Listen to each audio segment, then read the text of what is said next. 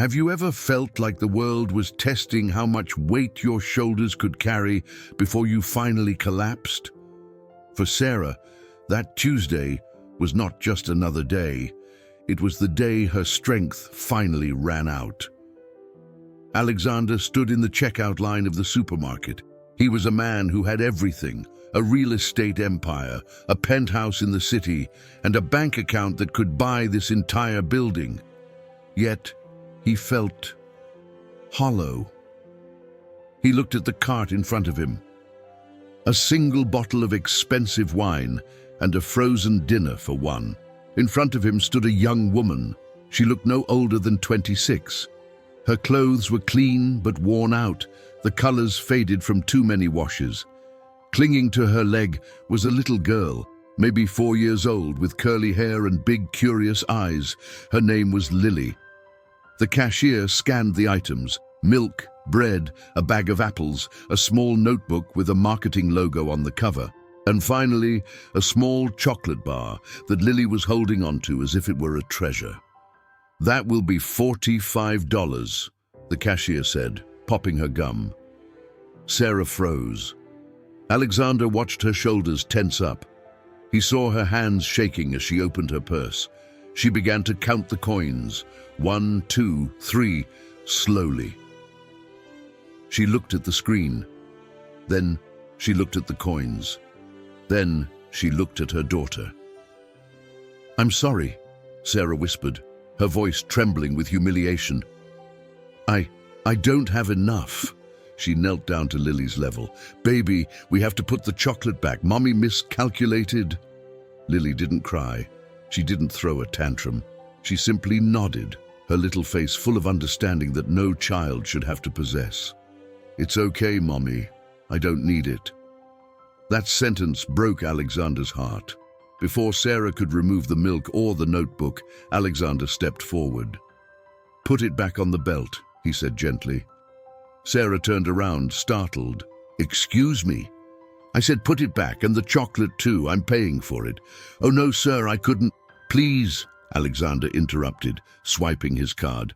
"Consider it a gift from the universe, or just a neighbor, helping a neighbor." He paid. Sarah stood there, tears welling up in her eyes, unable to speak. She grabbed the bags, took Lily's hand, and whispered a thank you that carried the weight of the world. Alexander watched them leave. He thought that was the end of it. But as he walked out of the store, the sky opened up. A torrential rainstorm began to pound the pavement. He ran to his car, his silver SUV dry and warm.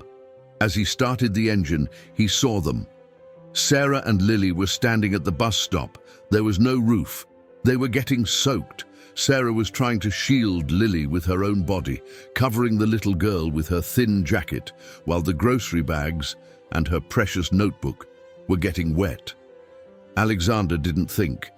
He didn't hesitate. He drove his car right up to the curb and rolled down the window. "Get in," he said.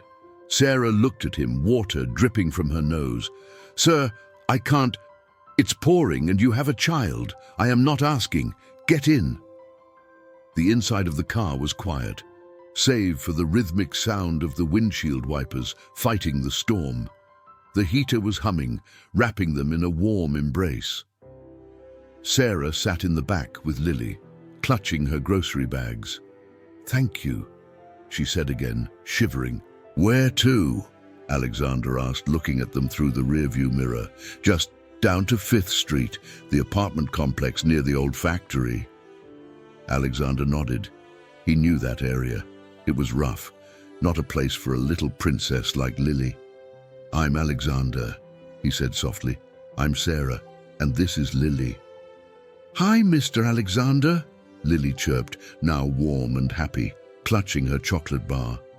Alexander smiled, a real smile. "So, Sarah, I noticed something on the conveyor belt. You bought a notebook, a specific one. Is it for work?" Sarah looked down at the wet bag. She pulled out the notebook. It had a picture of a famous advertising campaign on the cover. "No," she laughed bitterly. "It's for dreaming." Dreaming. Sarah sighed, looking out the window at the blurred city lights. I always wanted to go to university. I wanted to study marketing and advertising. I love how a single image, a few words, can change how people feel. How you can tell a story in 30 seconds. You sound passionate about it, Alexander noted. I was accepted actually, 6 years ago. What happened? Sarah hugged Lily tighter. Life happened. I became a mother very young. Her father, well, he wasn't ready to be a father. He left before she was even born. I had to choose between tuition and diapers, between my dream and her reality. She looked at Alexander with fierce pride. I chose her, and I would choose her again 1,000 times. But sometimes, late at night, I read old textbooks I buy at thrift stores. I draft campaigns for imaginary products, just to keep the part of my brain alive. Alexander gripped the steering wheel. He had met hundreds of people with master's degrees from Ivy League schools who didn't have half the passion this woman had in her voice. He felt a strange sensation in his chest, respect, and a desire to protect that dream. They arrived at her apartment. It was a small, run-down building. Please, Sarah said as she got out, let me pay you back. I get paid on Friday. Give me your number. Alexander wanted to say no, but he knew her pride was all she had left. He gave her his card. Friday came, then Sunday. Alexander found himself staring at his phone. Why was he waiting for a call from a woman he met at a grocery store? Then it rang. They met for coffee. Not a date, she insisted. A repayment. She handed him $45 in crumpled bills. Debt paid, she smiled. Not quite, Alexander challenged gently. You still owe me for the gas. Sarah's eyes widened. Oh, I didn't think... Alexander laughed. I'm kidding, but I will accept a payment in the form of letting me see your designs. Over the next few months, an unlikely friendship bloomed. Alexander, the lonely millionaire, became a fixture in their lives. He didn't offer them money directly. He knew Sarah would refuse. Instead, he offered time. He would meet them at the park on weekends. Lily adored him. To her, he wasn't a rich tycoon. He was the tall man who pushed her on the swings higher than anyone else. Higher, Uncle Alex! Higher! She would scream, her laughter sounding like bells. One afternoon, sitting on a park bench, Alexander looked at Sarah sketching in her notebook. That slogan is good, he pointed out. You think? Sarah bit her lip. It's for a coffee brand. Wake up to the life you deserve. It's powerful, Alexander said. You have a gift, Sarah. It's a waste that you are cleaning houses instead of running a creative department. Sarah closed the book. Cleaning houses puts food on the table, Alex. Dreams don't pay rent. They can, he whispered, if someone gives you a chance. I had my chance. It's gone. My job now is to make sure Lily gets hers. Alexander looked at Lily playing in the sand. He realized he didn't just want to help them. He wanted to be part of their world. He realized that for the first time in 10 years, he wasn't lonely. One Sunday afternoon, Alexander was pushing Lily on the swing, higher and higher, while Sarah sat on the bench nearby, watching them with a smile. Suddenly, Lily dragged her feet on the sand to stop the swing. She looked at Alexander with big, serious eyes. Uncle Alex? She asked, twisting the chain of the swing. Yes, Princess? Do you have a little girl at your big house? Alexander knelt down so he could look her in the eyes. No, Lily. I live all by myself. Lily frowned, processing this. Then she whispered something that broke his heart. My daddy lives by himself too. Mummy says he went away before I was born because he wasn't ready. She looked down at her sneakers. Are you ready, Uncle Alex? Alexander felt a lump in his throat. He reached out and tucked a curl behind her ear. Ready for what? To be a friend. Mommy says daddies leave, but friends stay. Alexander took her small hands in his. "Lily, look at me. I'm not going anywhere. I promise you I am more than ready." Lily beamed, a smile missing a front tooth. "Okay, then you can push me again, super high." But life, as it often does, strikes when we are most vulnerable.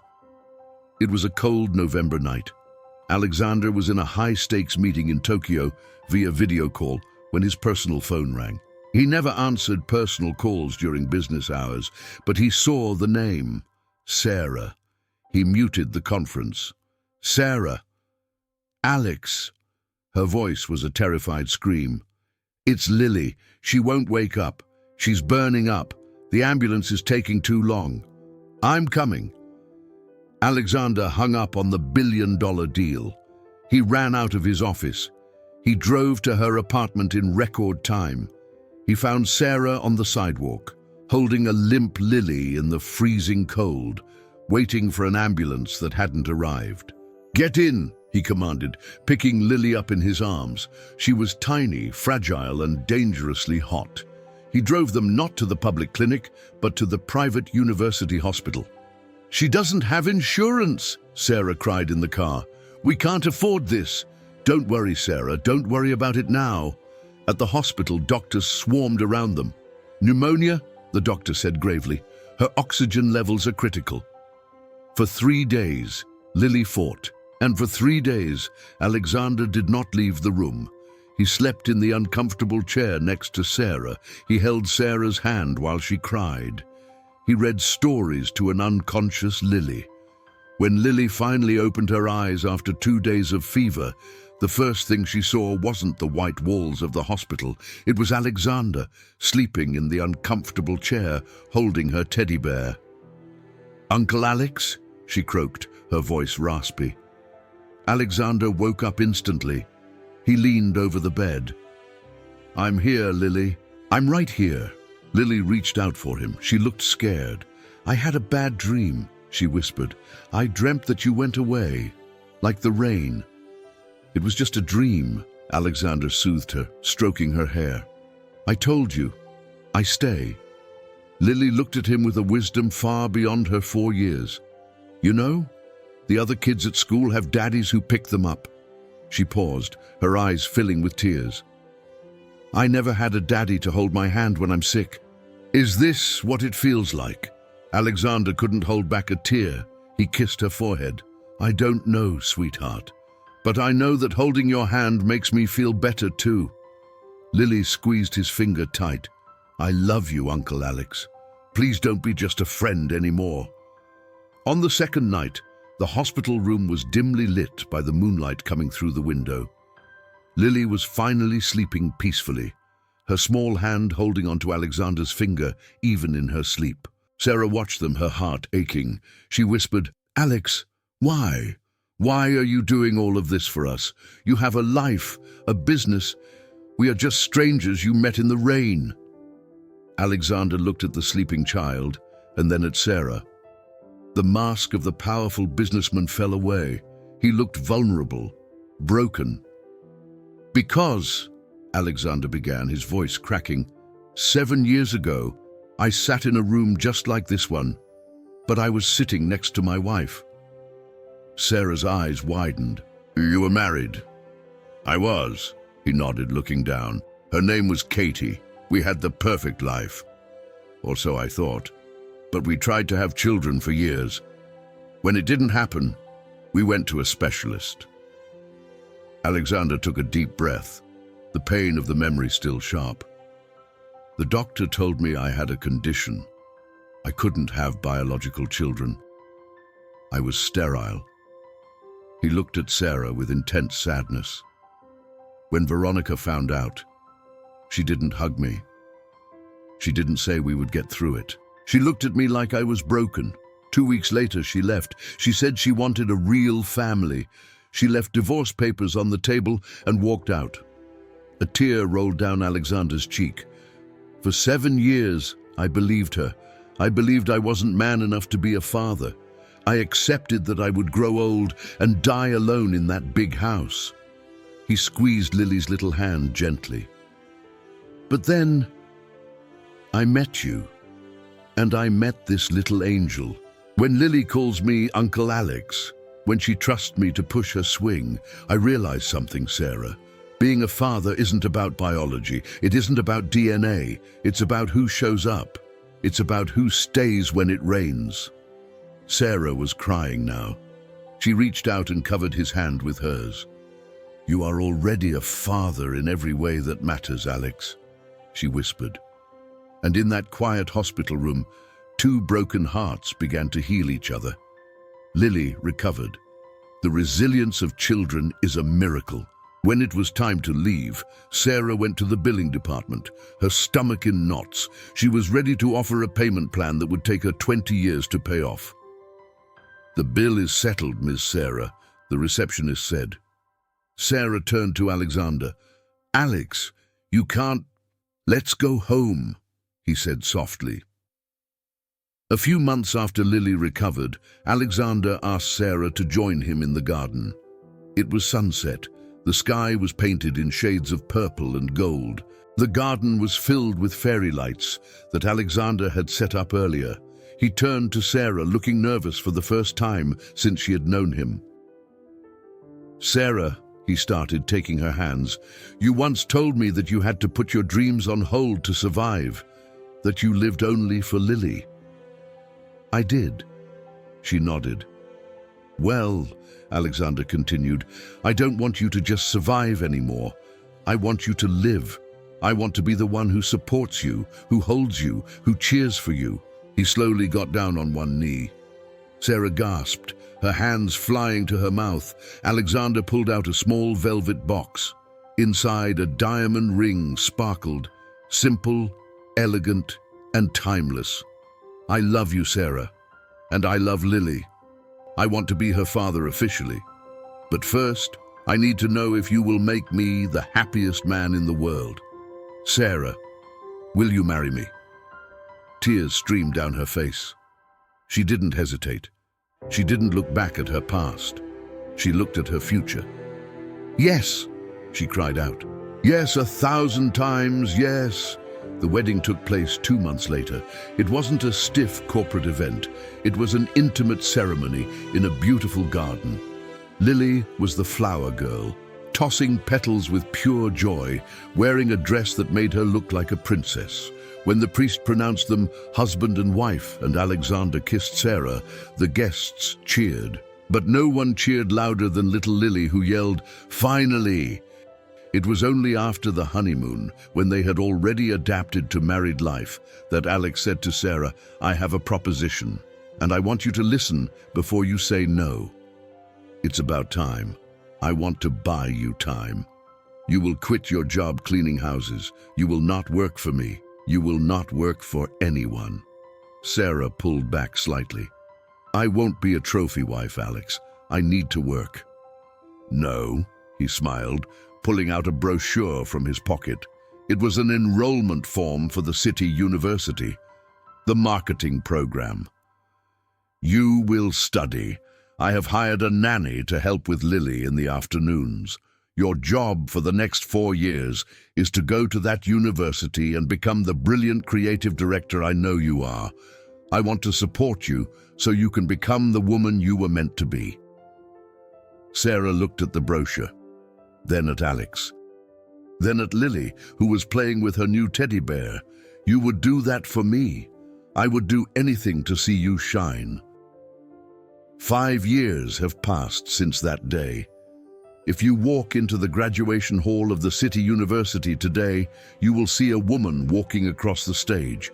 She is wearing a cap and gown, graduating with honors in marketing and public relations. In the front row, cheering the loudest, is a handsome man. Next to him is a 9-year-old girl, Lily, beaming with pride. But they are not alone. Sitting on Alexander's lap is a little boy named Leo. After Sarah finished her 2nd year of university, they decided they had so much love left to give. They adopted Leo, a boy who had been abandoned, just like Sarah once felt abandoned by the world. Sarah took the microphone for her valedictorian speech. She looked at the crowd, but her eyes landed on her husband. They say love is about finding someone who completes you, she said into the mic. But I think love is about finding someone who pushes you to complete yourself. I stand here today not because I was saved by a rich man, but because I was loved by a good man who believed in my dreams more than I did. Alexander wiped a tear from his eye. Sarah is now the head of marketing for a major non-profit organization. She still buys that same chocolate bar for Lily and now for Leo too. But she never forgets the counting of the coins. And she never forgets that the greatest wealth in the world isn't in a bank account. It's in the quiet moments with the people you love. If you believe that it's never too late to chase your dreams and that love can heal even the deepest wounds, like this video, share it with a strong woman you know and tell us in the comments, what is the dream you are still holding on to? Until next time.